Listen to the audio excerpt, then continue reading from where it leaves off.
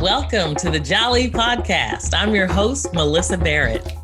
This podcast is for those who are interested in the conversation around diversity, inclusion, and equity. Each week, I'll be interviewing a guest who has something special to share or is actively part of building solutions in this space. Let's get started.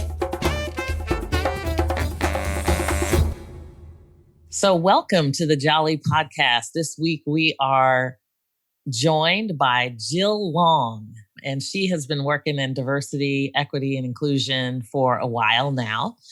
And we are excited to have a conversation about you, your journey, and the impact that you are creating on diversity, equity, and inclusion.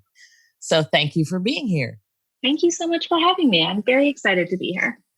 So I normally start out just kind of asking people about themselves and their journey. Can you talk a little bit about how you got to this place?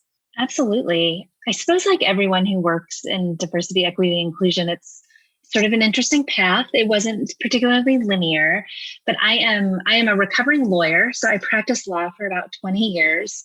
And towards the end of my time as a lawyer, I got a chance to do a fellowship program through the Leadership Council for Legal Diversity, which is this big national organization that's really aimed at increasing diversity in the legal profession.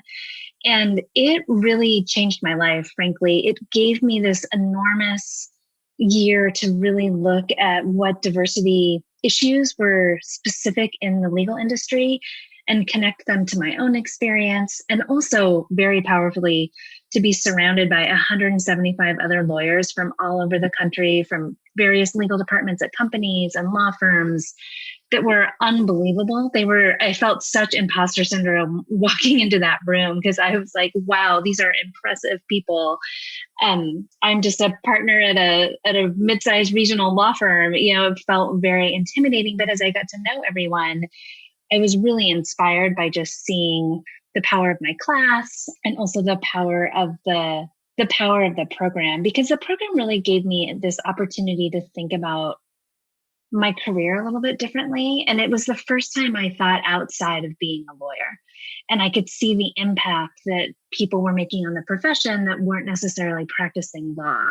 So I finished that program year and I approached my then managing partner of my firm and said, hey, what do you think if I were to lead diversity for the firm in some sort of professional capacity instead of just, most law firms have a diversity committee and everyone volunteers time, and that's wonderful. But like any volunteer job, it comes after paying client work. And so there just isn't enough resources to like move a lot of things forward. And a huge credit to the firm, like they said yes. And we ended up designing this new position. So I became the firm's first ever director of professional development and diversity. So I wore both of those hats. I still practice law, which is sort of crazy in retrospect. So I had like 3 full-time jobs, but I was so excited. And it was the first time in my career, like everything was so creative and there was such meaning behind it. And so that was my step into doing this work, was that journey. Well, and I think in the area of law, there is definitely a focus on diversity and inclusion because there is such a lack of it. Yes. In the profession, right? Absolutely. The legal profession is the least diverse profession. So they have struggled more than doctors and accountants and engineers. And they have been struggling for a long time. There's been a lot of diversity committees around for a long time. Firms have had people in these kind of roles for a long time. And frankly, not much has changed. If you look at women, we've been graduating at least 50% classes of women and men in law school for a long time, decades now. And yet we are on pace for gender equity at top positions in the law in 2081, which I would call not on pace. There's been no movement. So things are very stuck and it's super complicated and hard. So it's a wonderful place to get to work because there's so much work to do and it's so complicated. And also, even though I don't practice law anymore, I love lawyers. I was a lawyer. I think lawyers, as much as a bad rap as they get sometimes, it's a helping profession. It's a profession about helping people and clients and There's a lot of goodwill and there's a lot of pressure. So it's really nice to be able to work with people in that space. It means a lot to me. Yeah, I have spent a lot of time with lawyers doing some of the work that I've done in the past, and they are phenomenal. They do get a bad rap, but They they are do. phenomenal. I think one of the things, though, that's really interesting that you mentioned is the fact that there's so many people that volunteer to Yeah. do a lot of this work. And I know there's a lot of people that get very little credit for all the work that they do in the space. And certainly knowing that there has been committees that have been formed and, everybody wants to make a difference. But Right. are there things that you have seen that people embrace now that are kind of more best practices in the area? I Yeah. think it's great that you actually went to your own constituency and said, I think I need to have this as my full-time job. Hmm. But a lot of people don't necessarily have that. And we see a lot of the diversity employees, their Yeah. departments are just so small. They're so small. It's such an under-resourced area within organizations. I mean, law firms, and I also work with, lots of companies and other professional service providers, and generally it's under-resourced. But the volunteer aspect is really complicated. And unfortunately, I think what it does a lot is it overburdens, especially, people of color or people who identify as diverse in some way, who tend to be the ones to raise their hands, who have a lot of passion, a lot of personal experience around the issues. And then they volunteer on a committee. They're told it's important, but they don't get credit for it, and whatever credit means. In a law firm system, you don't usually get billable hour credit for being on a committee like that. So you spend all this time and it impacts your productivity, and you get some, accolades sometimes, but it's out of balance. I think it's out of balance with real change. So, one best practice that is out there is to give people actual credit in whatever it means within an organization for the time they spend. So it becomes at least part of their paid work, because we frankly know that we do what is most valuable, and what is most valuable to organizations is what they pay for. So, at the end of the day, if you're not paying for this work, then ultimately it's not really a priority, as much as I think that that's hard to face. And I think leadership has a hard time in saying, yeah, you're right. If we won't pay for it, what does it really mean to us? But there's a balance in there. So one best practice is to give credit, billable credit in a law firm setting. I think another best practice is to get away from siloing the work. The committee will do it. Our diversity chair will do it. Our chief diversity officer, who only has a staff of 1 or 2, will do it. So I've seen this so much, and I think it's where a lot of problems occur, is leadership says, we care. We have the committee. We have the chief diversity officer. Now you go fix our problem. You go do it, and nothing will change, frankly, because it takes everyone to make change. And when leadership says, well, we care and you go do it, it's not enough to make real change. Yeah, that is so true. I think, part of what people forget when they're in leadership driving things down is that it's very challenging to take a look at yourself first Yeah. as one of the people that will drive that change. Because I think in a lot of cases, people don't know what to do. They don't know what to do at all. And it's so hidden, right? White supremacy culture, which lives in every organization, is very hidden. So, it's contemplative work. It's hard to say to like a board of directors at a company, like, now it's time for your contemplative work, because that feels outside of the way we think about business. But frankly, it's the most important thing, because if leaders don't step back and make space for being able to see more, to see how white supremacy culture exists in organizations, to see how bias is impacted, has nothing to do with intent. Like, these are all sorts of good people marching along, their daily lives trying to do good. But if you can't see the harm that's caused by perpetuating systems, you can't change them. So it's hard to make space for it. But I think that's the most best practice out there, is for leadership, top leadership of any organization, to make space to do some of their own work, with guidance, because you don't know what to do, but there are some things that can be done, and then real change can happen. Yeah. Can you talk a little bit about some of the things that, aside from that, that you talk to organizations about, especially, specifically law firms, for example? I Yeah. mean, how do they get started? Well, I think everyone, often people feel like they've started and they don't understand why things aren't changing. And so I think like taking a pause and recognizing, well, we did all these things. We had annual trainings and we have a committee and we have lunch and learns, and that's not changing anything. To just pause and acknowledge that, because doubling down on those things will continue to not change things. So my favorite place of work is to work with leadership cohorts. So it might be a board of directors or a C-suite, and do some of that contemplative work, which is really about increasing skills and awareness of those leaders. So there's a tool I love that I think is incredibly powerful for helping folks have that introspection. So it's called the Intercultural Development Inventory, and it is a intercultural competency assessment tool, essentially. So it's based on the intercultural development continuum. I feel like all of this space has so many long acronyms. So it's the IDI and the IDC. But the IDC is so beautiful because it is a developmental look at improving intercultural competence. So it's not static. It says very much, hey, you can get better at this. You can get better at understanding your own culture and conditioning. And you can get better at working with difference, working with people that are different than you in many different ways, and developing positive attitudes. So you can come in and develop a cohort sort of model, maybe 6 or 9 months of programming, where you can use that IDI to assess where people are at in the beginning. There's no bad place to start, even though that can feel uncomfortable. Working with lawyers, lawyers like to get A's, and they're very competitive. So you have to do a lot of important sort of intentional work to be like, I know it's a continuum and it looks like an A is at the end and an F is at the beginning, but you're not failing. We're just figuring out where you're at. There's no bad place to be. And then we can move from there. And that kind of work can be really powerful. People get so much out of it. And then systems can start to change. I think like thinking about building blocks that way, like leadership work, and then moving to systemic change within organizations, it's hard to do one without the other.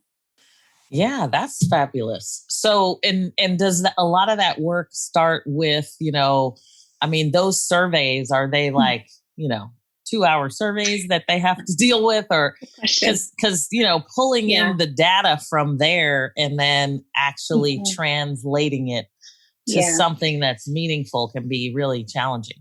It can. And, there is a time commitment. I think there's a truth to that. But the assessment itself, so the IDI assessment is a 50 question online tool. It's an inventory. I should say inventory, not assessment.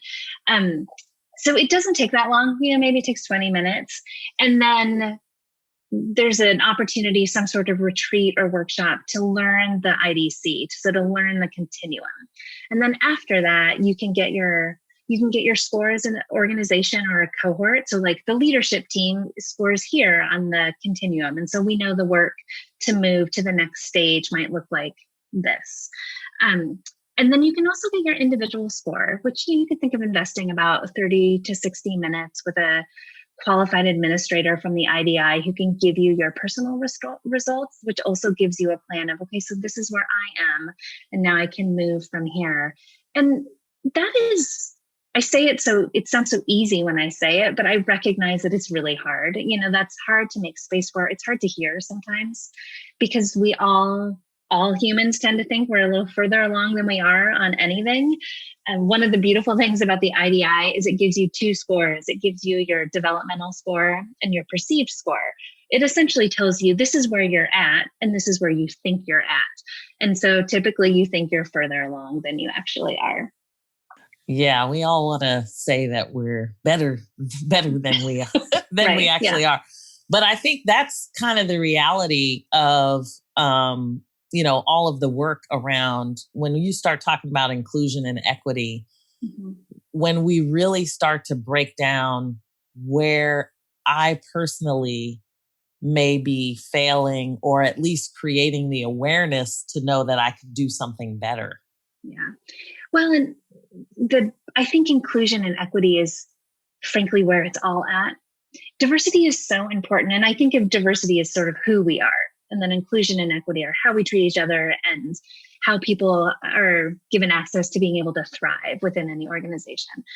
And I will say in law firms in particular, and I see this a lot just in general, there's this focus on diversity. Like, let's fix our hiring, or where do we find candidates, and focus, focus, focus. And that's important. But if you do that and you don't do anything serious around inclusion and equity, well, you just have this revolving door. And that's what the data tells us. There's just this revolving door. We can, find people and bring them in, and then they leave because it's a really horrible experience when there's no focus on inclusion and equity.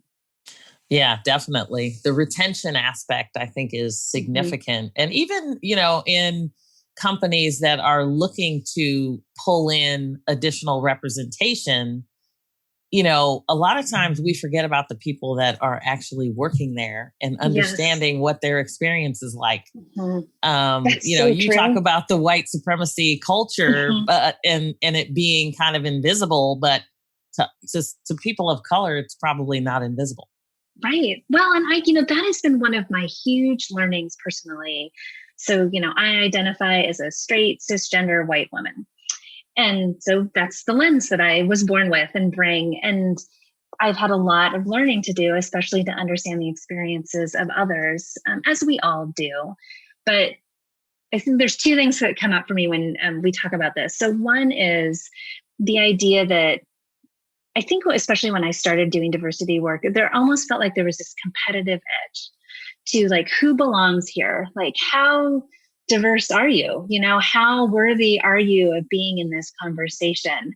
And, I felt very unsure about what my place was. And I actually had the opportunity through LCLD to be in a small lunch environment with Brad Smith, who is the general counsel and president of Microsoft, or that was his title at the time. I think that might still be his title. He's an amazing man, and he's very passionate about diversity. And he is a straight, white, cisgender male from Appleton, Wisconsin. And to see him own that and really, really with no qualifiers, just see his role as making change and doing this work, it really changed things for me. All of a sudden, it's like, oh, I should do this too. We all have to do this. But it was an opening. And so I think that that's so important. I think people forget, like, we all have to do this. When I was inside my law firm, I would often hear from straight white men who were in leadership roles, like, oh, I shouldn't be on the committee, or I shouldn't come to that. It's not for me. And so flipping the mindset, this is for you. Like, it's actually, especially for all of us who are in leadership positions, to be in this work. So that's long, slow work, but I think it's really important. Yeah, such an excellent point, because I do think that people think that for one type or of diverse population to get better, that somebody else is getting worse. And that's not the case, right? It's not a zero-sum game. No, definitely not. And we absolutely need everyone, as you said, like no matter what your culture or gender or, whether you're disabled or, any of that. Yeah. Absolutely. It takes everyone. It will take everyone. The other thing that came up for me in thinking about how hidden things are, there's an amazing, it's like a white paper essentially on white supremacy culture in organizations. Maybe you've seen it before, but when I read it, it felt like a gut punch in that I was like, every law firm everywhere, every corporation everywhere holds all of these things as part of the important part of their business culture without understanding the tie to white supremacy culture. That can be a lot to hear. That can feel really, just saying white supremacy culture can be really off-putting to some people. But, it had things like urgency, diplomacy, an overemphasis on the written word, an underemphasis on, connection and communication through storytelling or discussion and dialogue. And it just goes on. And it was such a moment of, nobody ever thinks when we talk about those things within an organization. Sense of urgency is a great one in law firms because there's such an emphasis on it for client service, but we never understand how it ties to white supremacy culture and how it ties to systemic racism and how it ties to these problems. So that takes a lot to unpack, but it's really a huge deal if you can. Well, and it's some of the same things we still hear today in terms of representation. Because I Mhm. think in a lot of cases, as people are expanding their networks to say, we need to pull in additional representation, that there's this urgency to fill a position, right? Yeah. And so Mhm. it's kind of like if you've never been there and now you're trying to get there, it's going to take longer. It is. It should, right? And the urgency thing is so interesting to me because this should be a high priority, right? It should be really important. And there should be a sense of we can't wait. I do believe that. But when we fill it with urgency, we don't make the space to do the work well. So uncoupling priority and commitment from urgency, I think that is an incredible place of possibility and a wonderful best practice for if leaders can see that difference. That's why I love using the IDI too, because it's slow. 6 and 9 months of this work feels like too much to a lot of people, and I get that, but there's no way around it. Like things don't happen really quickly. Let's pause for a moment. We'll be right back.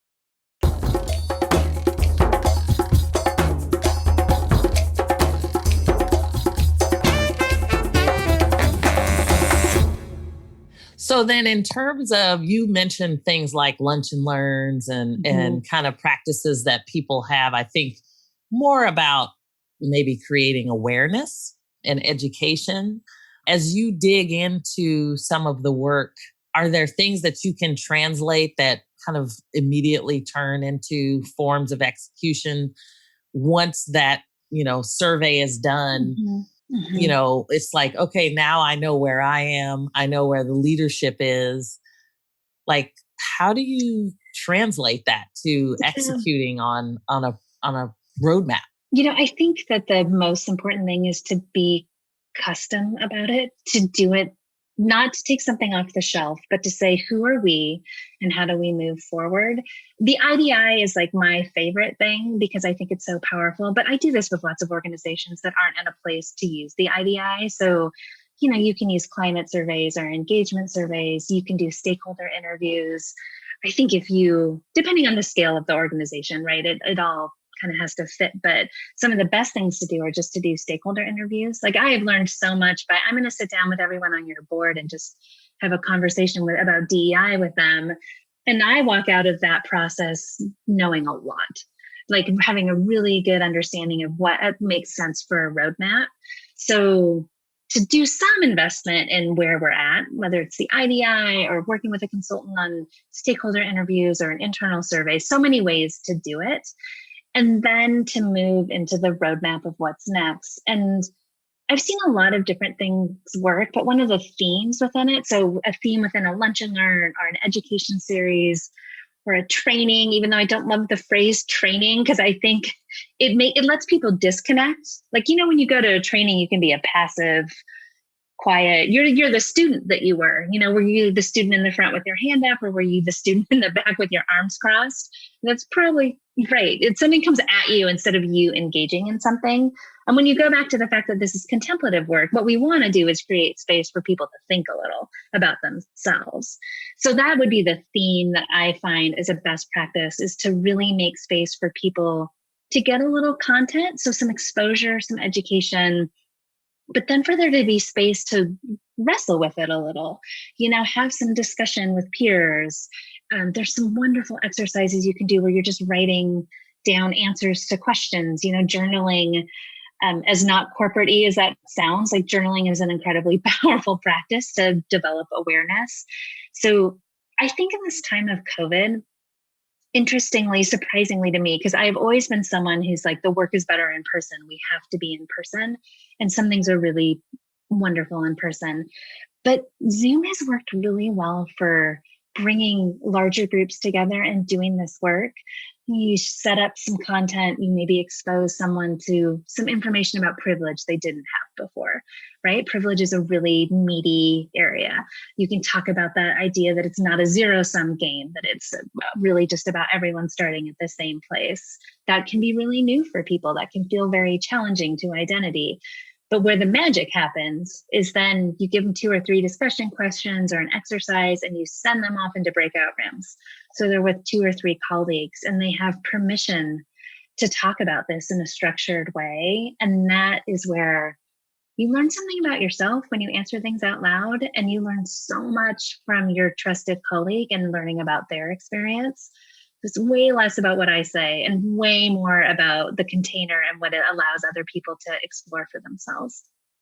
Well, and I think that is part of the challenge, though, because I think a lot of times when people come to work, they're not really thinking they have to expose all themselves that way. I agree. So, I mean, it's become a little bit different. I think, especially in times of COVID, because there's so many people, not everybody, but a lot of people are working from home, or in some cases, they've brought their home to work, if you will, because all of a sudden, everybody from work is in their house, and whether they have a virtual background or not, or, people coming in and out, they're trying to deal with kids, that are in school. Someone needs a snack, a dog barks, goes on and on. And so I think we're trying to kind of modify our view of what is acceptable professionally, because now we've had to be more vulnerable, authentic, and exposed. Mm-hmm. And I think, when you're having some of those conversations, it's also okay to say, I don't know, I've never had that experience. Yeah. But the part where you have to just be open can be really exposing.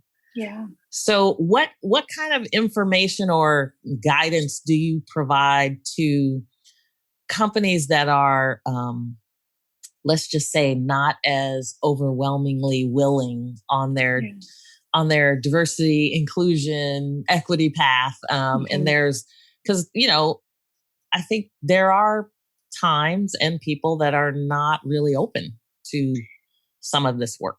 Yeah, absolutely. I don't think I mentioned this in talking about my story, but part of my journey here is I became an integral coach.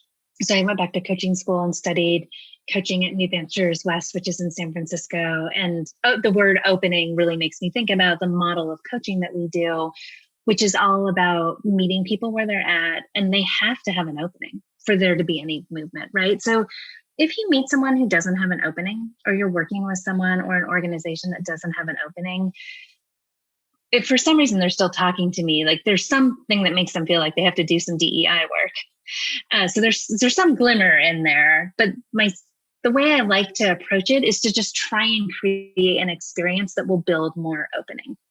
So exercises, frankly, around values or the experience of exclusion that don't feel super loaded with identity or race or gender, but can kind of help open the inclusion paradigm to more people.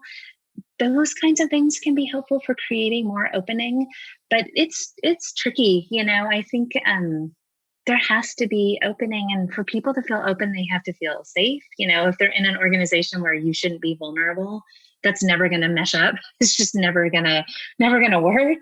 And then they have to, frankly, have some sense of well-being in their life. So I think people that are under great duress right now, especially, are really struggling. This can be really wonderful because they're already open, and processing some of these concepts can feel like a relief to have space for it. And to tell you the truth, that's what I find most. I find people are pretty hungry to have these conversations and they don't know how to do it. So they're so thankful to have just a structure where they can walk into it with some sense of openness and, not total terror, because I think total terror comes up a lot for people. Especially at Thanksgiving or some holiday, right? With your own family, you find out things that you maybe didn't even know. Yeah. And I mean, all over, right? There's a bunch of stuff going on in my neighborhood right now about signs and, the CCNRs, and it's complicated and people feel really attacked and under the gun. And I think just coming to things from a place of wanting to create belonging and inclusion without letting people off the hook. Like I want to be clear to say, like, I'm not saying we'll just all hug and you can do whatever you want. There has to be some rigor to it. But if we want people to change and understand more, like I think the approach that I always feel works best is one with compassion, to see the struggle in it for all of us and to meet people in a place of compassion to help move things forward. Well, and I think sometimes when you build on what you're talking about is really at the core of trying to connect commonality on a broader scale, right? Because it's not just about the diverse elements. It's really about us as human beings, right? So being able to kind of connect those dots in a way that allows us to understand each other and then really create some synergy and build off of those differences. Because we can disagree. It's okay if I don't believe what you believe. But we don't have to be yelling and screaming at each other or disrespecting each other because of that difference. Like it should, ideally the way politics should work, right? Is that you have different views and then you guys come together and come up with an even better plan, right? Yeah. One of the things I use a ton in this work is really doing some learning on listening, and specifically what is empathic listening. Because when we listen to someone who has a different opinion than us, it is very rare. It is a skill to take that person's perspective as their truth, which is, the core of empathic listening, and not try and fix it or interrogate it or explain it or change it. And I mean, this is another example of something that, oh, hi, we're here to talk about empathic listening. It doesn't feel like we're talking about DEI, but we are. Because if you don't have some ability to practice and get better at empathic listening, you can't have those respectful conversations that you're talking about. So everything is one, everything fits together. Well, that's why I always say diversity, equity, and inclusion is in everything you do. It so is. These conversations, it's like, to me, I love having the conversations because everywhere you look, you're actually having a conversation about diversity, equity, and inclusion. Yeah. And absolutely. And you're either perpetuating systems of oppression or dismantling them, and we find them. I mean, I know for me, it will be an endless journey. It's one of my favorite parts of Robin DiAngelo's book, White Fragility, which, she is, for me, she's been a really helpful teacher. And she says in that book that there is no end. You'll never stop unlearning systemic racism because it is so part of our country and our experience. And that is, kind of a bummer in some ways. You're like, oh, I kind of thought we could solve this thing, but it's also really freeing because it's not a race. It's not a hierarchy. It's not a where are you at versus me. It's just can we all keep walking forward? So I will always unpack something. I mean, I'm always finding things where I'm like, oh, that's just some embodied systemic racism that I see the world through that lens. And here I found another place. Well, and I think what's interesting is there's a lot of people, even more recently, that have really gotten into the depth of racism and the view of it that maybe they didn't realize that it occurred that way or that people's experiences were a certain way. Yeah. And I think that it can help connect allies to really say, that's not appropriate. Like, why are you talking that way? Yeah. And I think it becomes really important for those allies to talk to each other. Absolutely. I mean, I think allies, white people, if you want to call it that, need to do their own work, which you hear a lot, and talk to each other, which can feel very confusing. Like I hear a lot of, I don't know what that means, but I think a wonderful place to start is just learning all the history we were not taught, because it is revelatory. Like it is just mind blowing. And to be like, I was raised in this country, I was taught our history, and wow, I wasn't taught it. Wow, I only heard an eighth of it. And it's hard to hear. But you gotta grapple. It's the reckoning. We all have to take that's doing your own work, is to do some work around the reckoning of the truth of what our history is. Yeah, that is great words. The truth about our own reckoning. Lord knows that we need a lot of work there for sure. And there are so many educators that are focused on, kind of bringing new history. I'll call it new history that hasn't been taught in the schools, into being, so that our young people actually get a sense for all of those different elements. So I feel very hopeful about that piece. Like I have two late stage teenagers, an 18 and a 19-year-old, and their whole understanding and awareness is wildly different than mine was. And their sensitivity to our history and their desire for making things right and a reckoning is wildly different than my level of awareness was. And the other thing, and I think you were sort of noting this just in what people are ready for, the overnight change in what companies and organizations were willing to talk about this year. I often would have to tap dance around the word racism, or tap dance around privilege, and not anymore. It's just out there. So it's hard and people are grappling, but the opening is so much bigger to talk more truth. Yeah, I still see people fighting the words, but I do too. I mean, I sometimes come in and use the words, and I say before, I'm going to use these words, and then still people will be really upset. Well, why did you use those words? And I'm like, well, because they are the words. They are what is happening, and they're important words. And also, I told you I would use It exists. Let's own it. Yeah. So that's awesome.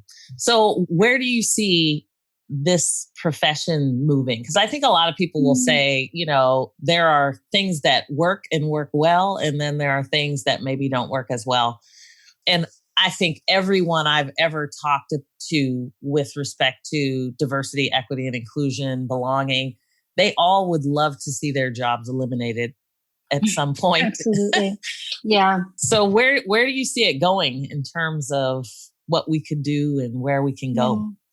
We're talking about the profession of diversity, equity, and inclusion, diversity professionals. And I agree, we would all love to see this be unnecessary. I also don't think that's going to happen in my lifetime. Not to say I don't think we'll make progress. I do think we'll make progress. But building space for this is pretty unique and pretty challenging, and not something that just happens organically. So I think there will be this need. What I would love to see happen for the profession is that, we talked before about how under-resourced people are. I would love to see it become an integrated function of any organization, rather than we put our diversity folks out here on this side and they'll go fix that thing. So it's what we've been talking about, right? It's all one. So it would be wonderful for diversity professionals not to have to start with that sort of cheer of recognizing and trying to get people and leaders to understand that it's all one. I'm hopeful that will change. And so as it becomes all one, diversity folks should be in top leadership positions in every room and every meeting. And that is really hard for some organizations to embrace. That would be a wonderful next step towards it all being one. Absolutely. Well, those are great words to finish on. So I will just thank you so much, Jill Long, for joining me for this conversation this week. And I look forward to following you and your career and seeing the impact that you're making in the community.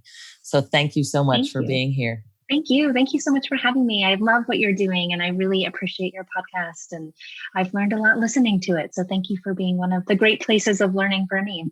Thank you so much. Thanks for joining me on the Jali podcast. Please subscribe so you won't miss an episode. See you next week.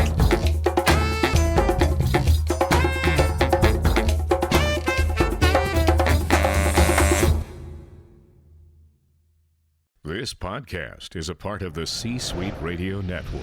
For more top business podcasts, visit c-suiteradio.com.